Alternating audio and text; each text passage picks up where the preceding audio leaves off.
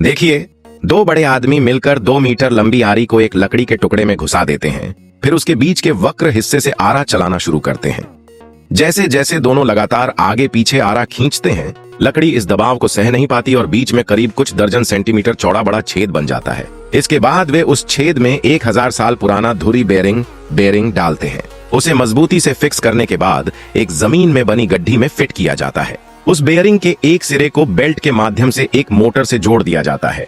जैसे ही मोटर धीरे धीरे चालू होती है, लकड़ी भी घूमने लगती है। इसके बाद वह आदमी अपने घर की विरासत में मिली खास छीलने की चाकू निकालता है और लकड़ी की सतह को तराशना शुरू करता है। जहां जहां चाकू चलता है, वहां लकड़ी की बुरादे बर्फ की तरह उड़ते हैं और कुछ ही क्षणों में लकड़ी की मोटाई आधी रह जाती है।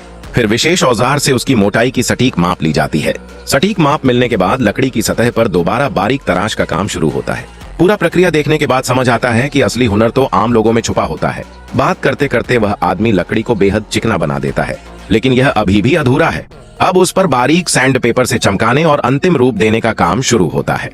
साथ ही वह अपनी खास चाकू से लकड़ी की सतह पर एक जैसी गहराई और आकार की रेखीय खांचे ग्रूव्स बनाता है। ये देखने में चाहे जैसे भी लगे, लेकिन हर कटाई सटीक है। यह किसी मशीन से कम नहीं लगती। कोई नहीं कह सकता कि यह किसी अनुभवी हस्तशिल्पी की मेहनत है। फिर लकड़ी के बीच से बेयरिंग निकालकर उसकी सतह और अंदर गहरे भूरे रंग की वार्निश लगाई जाती है, ताकि यह वस्तु सड़न से बची रहे। सूखने के बाद ऊपर एक परत हरे रंग की वार्निश भी लगाई जाती है, जिससे इसमें चमक आ सके। आखिर में एक अनुभवी कारीगर 2 तैयार की गई हड्डी जैसी खाल की परतों को मोटी सन की रस्सी से लकड़ी के दोनों सिरों पर कसकर बांध देता है।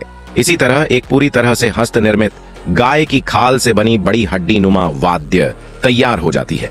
यही है पाकिस्तान का पारंपरिक वाद्य, जिसे दोहरा ढोल कहा जाता है। आप सभी बताइए, इस तरह से पूरी तरह हाथ से बनी इस गाय की खाल वाली ढोल के बारे में आप क्या सोचते हैं?